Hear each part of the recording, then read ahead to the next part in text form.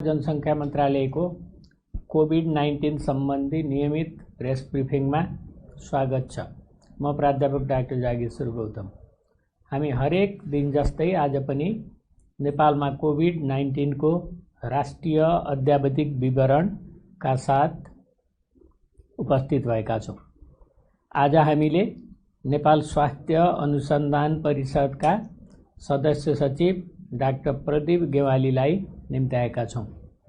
हामीलाई साङ्केतिक भाषामा सागर सुवेदीले साथ दिइरहनु भएको छ।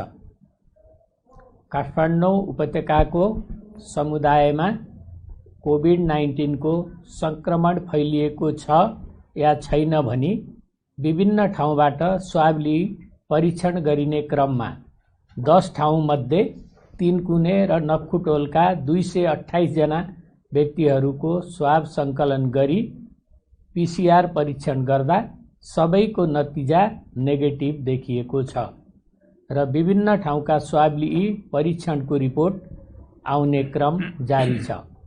अब आजको प्रयोगशालाको परीक्षण विवरणतिर लागौँ। विगत 24 घण्टामा हाम्रो 25 वटा प्रयोगशालामा 4721 जनाको आरटीपीसीआर विधिबाट नमुना परीक्षण भएका छन्। क्वारेन्टाइनमा रहनुभएका व्यक्तिहरूको सङ्ख्या 29,215 रहेको छ। आइसोलेसनमा रहेका सङ्क्रमित व्यक्तिहरूको सङ्ख्या 9,118 छ। कोभिड-19बाट सङ्क्रमण मुक्त भई गत 24 घण्टामा डिस्चार्ज हुनेहरूमा जम्मा 264 र आजसम्म डिस्चार्ज हुनुहुने 6,811 हुनुहुन्छ। उहाँहरूको उपचार तथा हेरचाहमा अहोरात्र खटिनु भएका चिकित्सकहरू, नर्सहरू, स्वास्थ्यकर्मी तथा अन्य सहयोगी शुभेच्छुकहरूलाई हार्दिक धन्यवाद दिन चाहन्छौँ। अब विस्तृतमा विवरण प्रस्तुत गर्न चाहन्छु।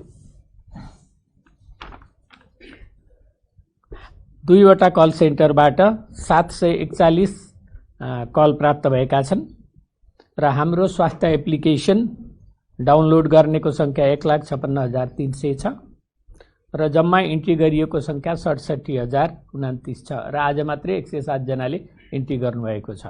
रेड जोनमा पर्नेको सङ्ख्या जम्मा 519 छ र आज 1 जना हुनुहुन्छ जनकपुरबाट र हाम्रो वेबसाइट हेर्नेको सङ्ख्या पनि उल्लेख्य छ र भाइबर ग्रुपमा 3,97,623 जना जोडिनु भएको छ। प्रयोगशाला अनुसार real time polymerase chain reaction RTPCR positive केसहरूको विवरण म प्रस्तुत गर्न चाहन्छु। बीपी कोइराला स्वास्थ्य विज्ञान प्रतिष्ठान धरान प्रयोगशालामा झापाका 1 जना, सिराहा र सुनसरीका 1 जना हुनुहुन्छ।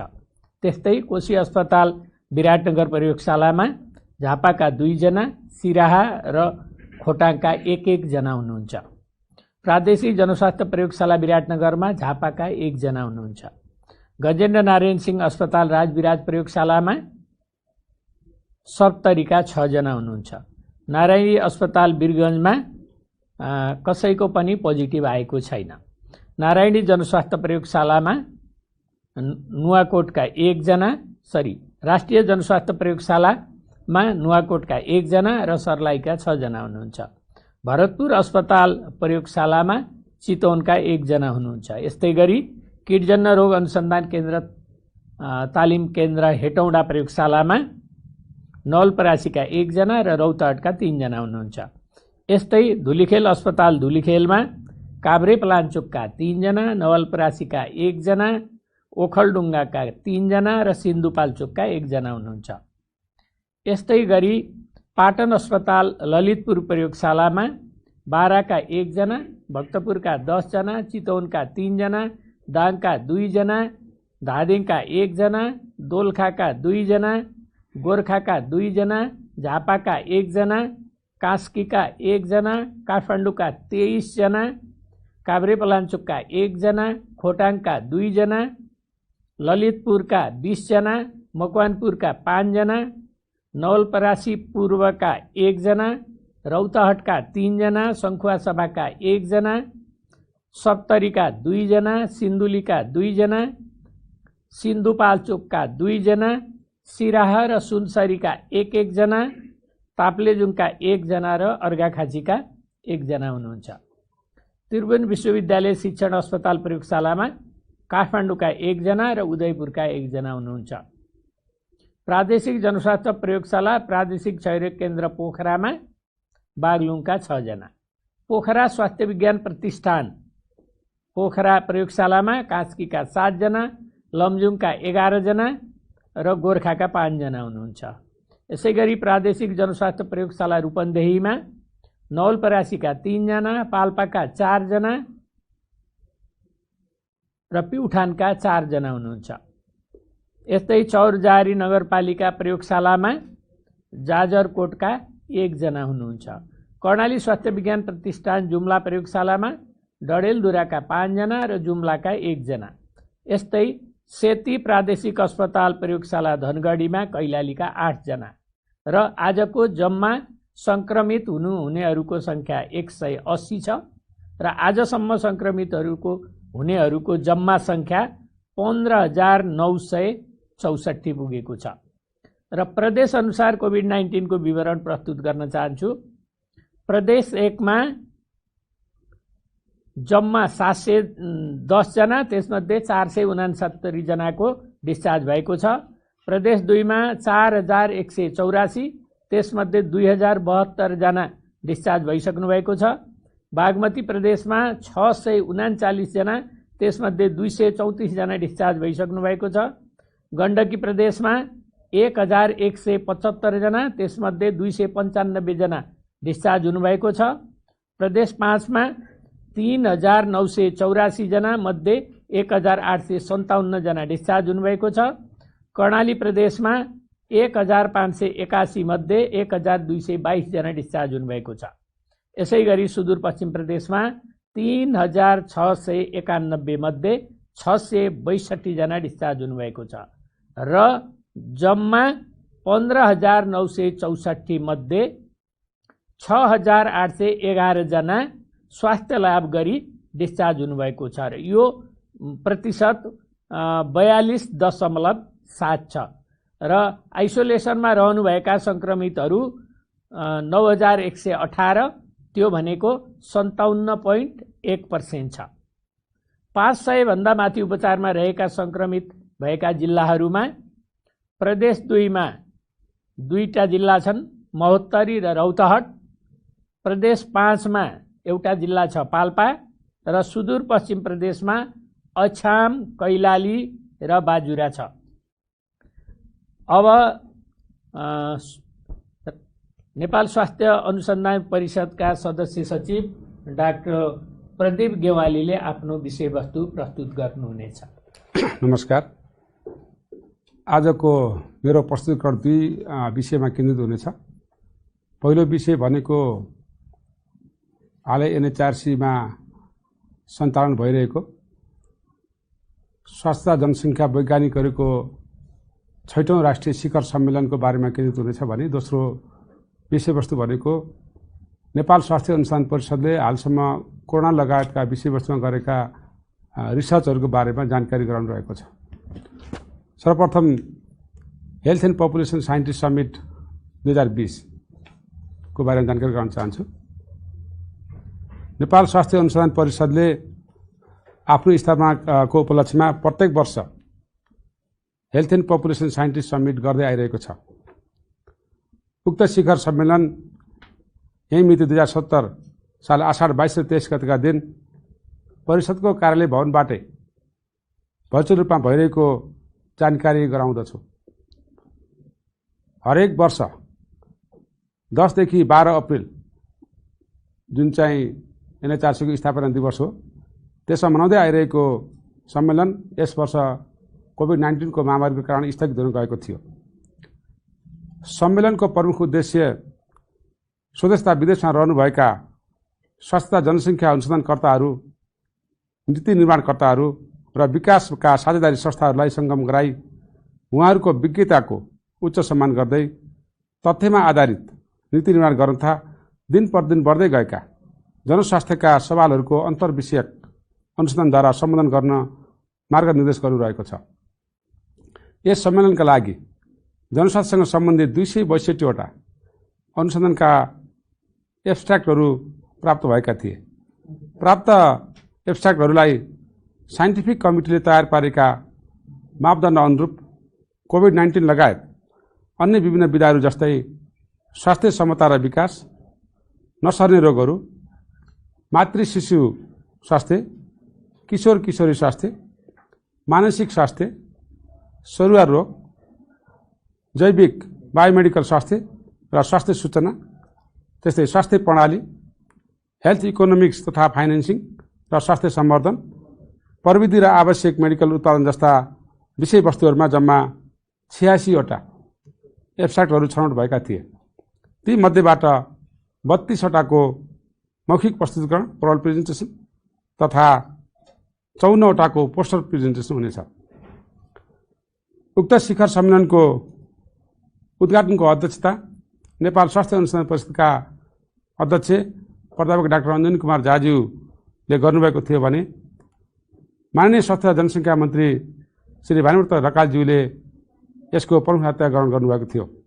त्यस्तै गरी सम्माननीय प्रधानमन्त्री केपी शर्मा ओलीजीबाट यसको लागि शुभकामना सन्देश प्राप्त भएको थियो। परिषदका कार्यकारी प्रमुख डाक्टर प्रदीप गेवालीले उपस्थित सम्पूर्ण महानुभावहरूलाई स्वागत गर्दै सम्मेलन तथा परिषदको कार्यहरूबारे जानकारी गराउनुभएको थियो। त्यस्तै बागमती प्रदेशका मुख्यमन्त्रीज्यू डोरमणि पौडेलज्यू, स्वास्थ्य राज्यमन्त्री नवराज रावतज्यू, स्वास्थ्य सचिव लक्ष्मण अर्यालज्यू, डब्ल्युएचओका चिफ साइन्टिस्ट सौम्या स्वामीनाथनज्यू, डब्ल्युएचओ नेपालका रिप्रेजेन्टेटिभ डाक्टर जोस भेन्डेलरज्यू, परिषदका उपाध्यक्ष डाक्टर भोजराज अधिकारीज्यू लगायतका महानुभावहरूले शुभकामना मन्तव्य दिनुभएको थियो। सम्मेलनमा प्रस्तुत भएका प्रस्तुतिकरणहरूमध्ये कोरोना कोभिड-19 सँग सम्बन्धित विषयहरू यस प्रकार रहेका छन् र जुन प्रस्तुतिकरणको रूपमा चलिरहेको छ।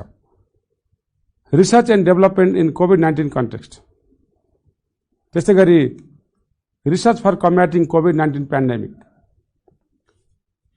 त्यस्तै government of Nepal preparedness and responses for combating कोभिड-19, अर्को health research governance in Nepal and research on कोभिड-19, thinking pandemics from a transdisciplinary one health perspective र अर्कै त्यस्तै गरी इम्प्याक्ट्स अफ कोभिड-19 on mental health of migrants population भनेर हामीले यी 5 वटा डिफ्रेन्ट विधाहरूमा प्रस्तुतिकरण चाहिँ भइरहेको छ। र दोस्रो चरणमा मैले नेपाल स्वास्थ्य अनुसन्धान परिषदले हालसम्म कोरोनासँग सम्बन्धित विषयहरूमा गरेका रिसर्चहरूको बारेमा जानकारी गराउन चाहन्छु। नेपाल स्वास्थ्य अनुसन्धान परिषदमा जुन 28, 2020 देखि जनस्वास्थ्यसँग सम्बन्धित जम्मा 511 वटा अनुसन्धानका प्रपोजलहरू प्राप्त भएका थिए, जसमध्ये नेपाल स्वास्थ्य अनुसन्धानको इथिकल रिभ्यू बोर्डबाट 351 वटा प्रपोजल छनौट भएका थिए। त्यसै गरी 120 वटा सार्स-कोभ-2 कोरोना भाइरस डिजिज अनुसन्धानका प्रपोजलहरू NHRC को इथिकल रिभ्यू बोर्डमा प्राप्त भएको थियो र जम्मा 87 वटा कोभिड-19 सँग सम्बन्धित प्रपोजलहरू ERB ले छनौट गरेको थियो र त्यसमध्ये नेपाल स्वास्थ्य अनुसन्धान परिषद आफैले 10 वटा डिफ्रेन्ट विधामा चाहिँ अनुसन्धान गर्दै केहीको रिपोर्ट तयार भइसकेको छ र केही अगाडि बढ्ने क्रममा छ। र हालसम्म अनुसन्धान परिषदको इथिकल रिभ्यू बोर्डमा NHRC ले आफै गरेका रिसर्च लगायत अन्य व्यक्ति संस्थाले गरेका रिसर्चहरूका विभिन्न विधाहरूमा प्रदर्शन गर्न चाहन्छु र ती प्रपोजल फाइनल भएर रिसर्च केही रिपोर्ट आइसकेको छ, कुनै आउने क्रममा छन्। त्यसमध्ये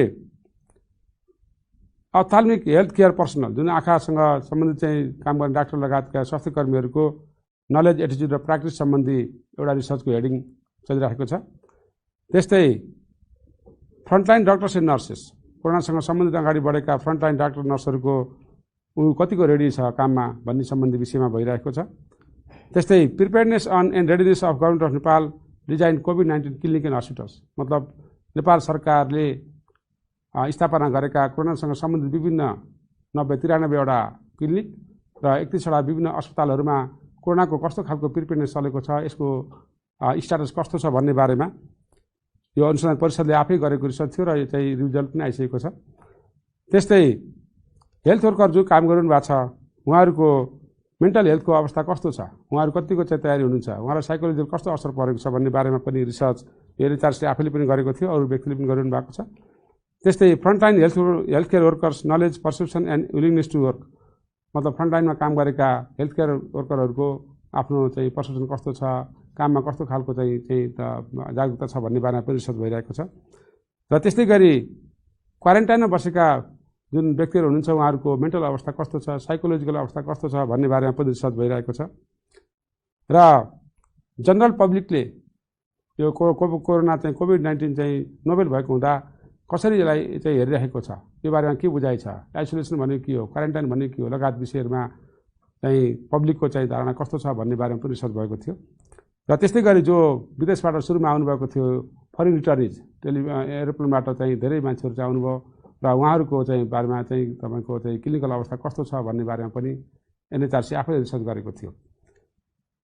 साथै यी विभिन्न विषयका अलावा यी त भए चाहिँ एनएचआरसी आफैले र विभिन्न चाहिँ तपाईँको रिसर्च प्रपोजल फाइल भएका विषयहरू भए र नेपाल स्वास्थ्य अनुसन्धान परिषदले विभिन्न चाहिँ महत्त्वपूर्ण विधामा विभिन्न सङ्घ संस्थाहरूलाई आबद्ध गराएर यसले चाहिँ लिडरसिप लिने गरी विभिन्न विधामा गरेको छ। म यहाँ प्रदर्शन गर्न चाहन्छु।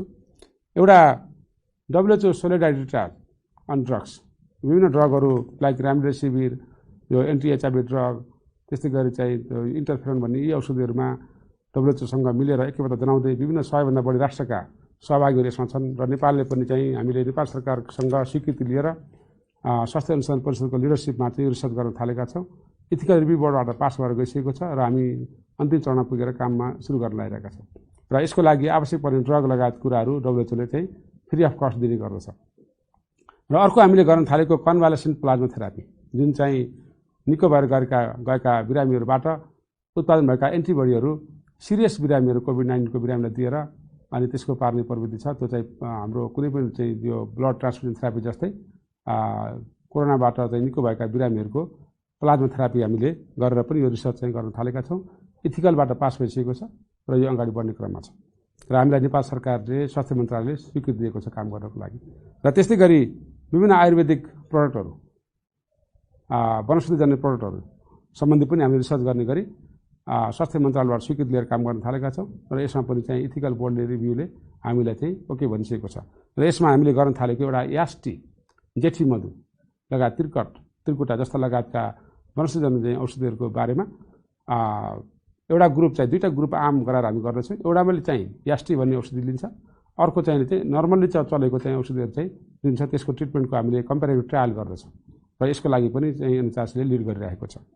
र त्यस्तै गरी अर्को महत्त्वपूर्ण कुरा, एनएचआरसीले आफैले स्वास्थ्य मन्त्रालयको स्वीकृति लिएर कोभिड-19सँग सम्बन्धित जिन सिक्वेन्सिङ सम्बन्धी स्टडी अगाडि बढाइरहेको छ र हामीले यसलाई 3टा डिफ्रेन्ट क्लस्टरमा राखेर स्टडी गर्न थालेका छौँ।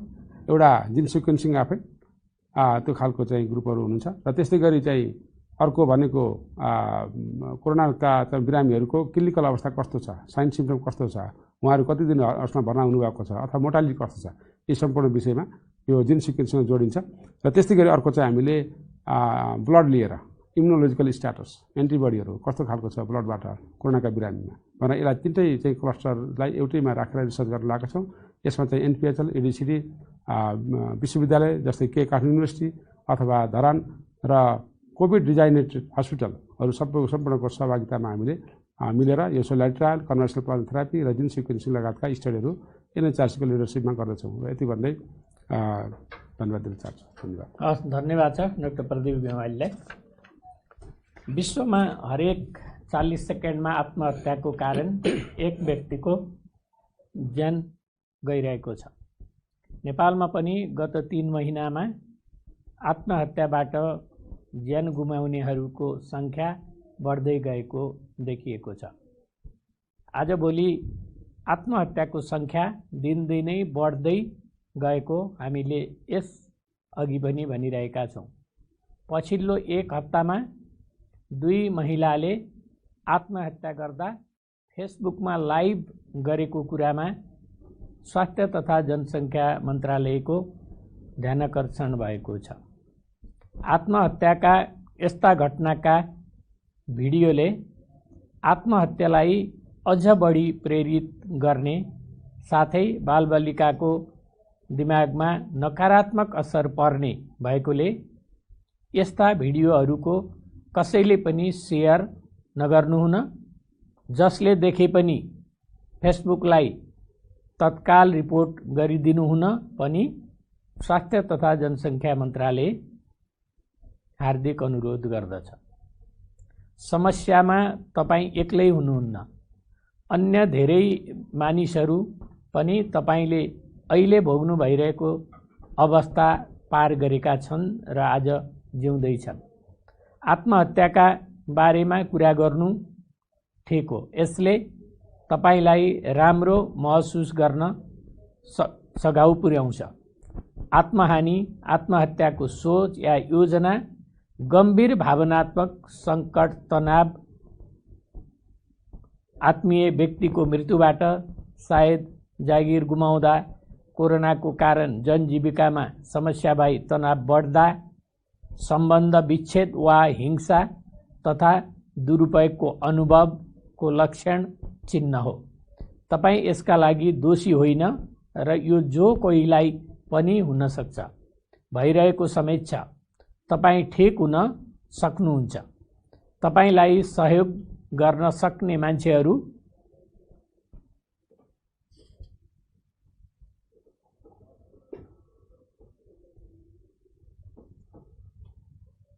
पनि हुन सक्छन्।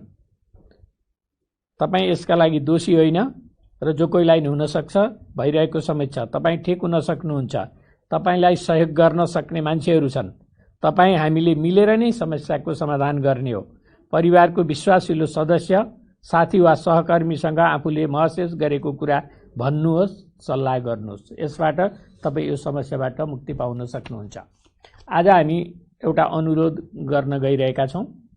बन्दीलाई व्यवस्थित बनाउने क्रममा स्वास्थ्य तथा जनसङ्ख्या मन्त्रालयले बनाएका मापदण्ड पालन नगर्ने, मास्क नलगाई घर बाहिर निस्कने व्यक्तिहरूलाई कारबाही हुने कुरा गृह मन्त्रालयले सम्बन्धित सरकारवाला निकायहरूलाई निर्देशन समेत दिइसकेको छ। तसर्थ सबैले जनस्वास्थ्यको मापदण्डको पालन गरी कोभिडको सङ्क्रमणबाट बचाउँ र बचाऊ। र आज एउटा दुःखद खबर पनि छ। एकजनाको मृत्युको खबर छ, थपिनु भएको छ। बागलुङ जिल्ला निसीखोला गाउँपालिका वडा नम्बर 3 थाई ठेगाना भएका 29 वर्षीय एक पुरुषको मिति 2077 असार 21 गते मृत्यु भएको छ। उहाँ ढोरपाटन नगरपालिकाको क्वारेन्टाइनमा रहनुभएको थियो। भारतबाट क्षयरोगको उपचार गराई नेपाल फर्किनु भएको थियो। यसै गरी जम्मा मृत्यु हुनेको सङ्ख्या 35 पुगेको छ। उहाँको मृत्युमा स्वास्थ्य तथा जनसङ्ख्या मन्त्रालय हार्दिक संवेदना व्यक्त गर्दछ। यसका साथै आजको यो कोभिड-19 को नेसनल अपडेट यहीँनेरबाट अन्त्य हुन्छ। धन्यवाद, नमस्कार।